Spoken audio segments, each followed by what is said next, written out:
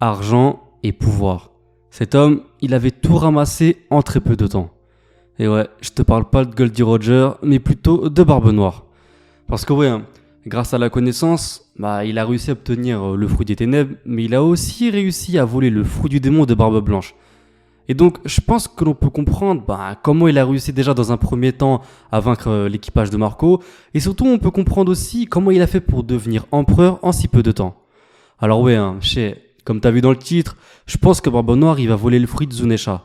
Parce que ouais, pour moi, Zunesha elle a mangé un fruit du démon, et pas n'importe lequel.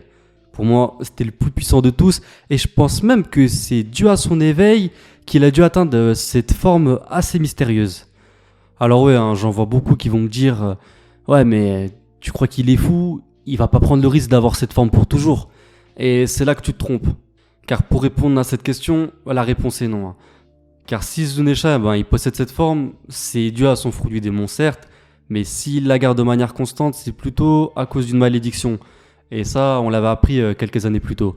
Et donc, puisqu'il n'est pas du tout concerné par cette malédiction, tu te doutes bien qu'il ne possédera pas cette forme de manière constante. Et donc, s'il la garde de manière éphémère, je pense qu'il pourra en tirer pleine possession de la puissance que procure justement ce fruit du démon. Et je pense aussi que par ce biais, nous allons enfin découvrir comment Teach il arrive à voler les fruits du démon.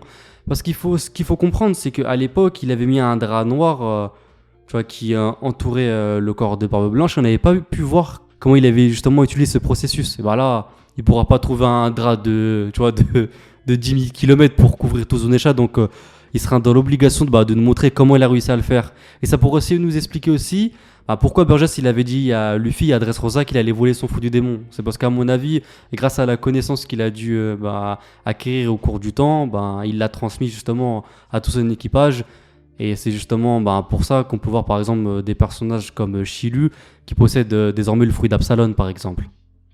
Et pour ceux qui pensent qu'il ne peut pas manger 3 fruits du démon, j'ai envie de te dire que déjà, jamais 203. Et pour parler un peu plus sérieusement, s'il a réussi à en manger 2, je trouverais pas ça fou de le voir en manger 3. En plus, s'il arrivait à voler le fruit de Zunesha, ça détruirait toutes les théories qu'on peut voir qui poussent à dire justement qu'il allait voler le fruit de Kaido. Alors ouais, c'est une théorie assez connue, mais je pense que, comme tu le sais, désormais, Barbe Noire, il veut posséder les 3 types de fruits du démon les plus puissants. Et donc, tout naturellement, comme on a vu qu'il possédait le Paramecia le plus puissant et le Logia le plus puissant, je pense qu'il va se lancer directement vers le Zoan de Zunesha, qui est pour ma part le Zoan actuellement qui est le plus puissant. Parce que comme on a pu voir comment il a réussi à battre la flotte de Jack en une seule attaque, je pense qu'on peut se faire une petite idée de la force qu'il va avoir après l'avoir absorbé. Alors ouais, après ça, qui sera en mesure de le battre, me direz-vous? Et là, je pense que personne ne sera dans la capacité réellement de le faire. Et même si je sais que la puissance, c'est pas le seul critère à prendre en compte lors d'un combat, faut quand même avouer que là, ça fait un peu beaucoup. Et s'il arrive justement à activer l'éveil de ces trois fruits du démon, qui va réussir à le battre, franchement? Et pour ceux qui penseraient encore une fois qu'il n'est pas capable de réaliser une telle prouesse, je pense qu'ils se trompent parce que, au vu de tous les exploits antérieurs qu'il a réussi à réaliser en si peu de temps, je pense qu'on peut quand même se poser la question. À quel moment volera-t-il le fruit de Zunesha? Ça, c'est une question qu'on peut se poser.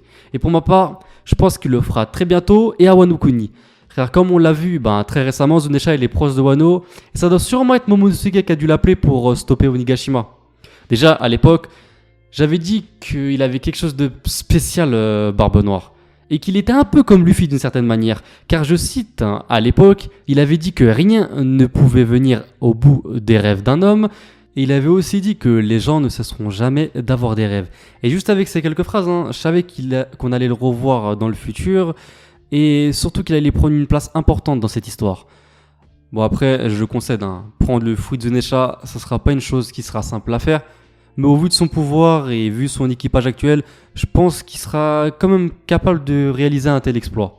Et oui aussi, je voulais te dire que même si j'ai dit qu'il avait une certaine similarité avec Luffy, ce qu'il faut comprendre, c'est que Oda il a distillé un peu partout quelques petits messages subliminaux qui nous montraient justement qu'ils étaient un peu différents. Et la preuve en est que à l'époque, quand ils s'étaient rencontrés pour la première fois à la taverne, tous les deux ils ont montré qu'ils partageaient pas les mêmes goûts au niveau de la boisson et de la nourriture.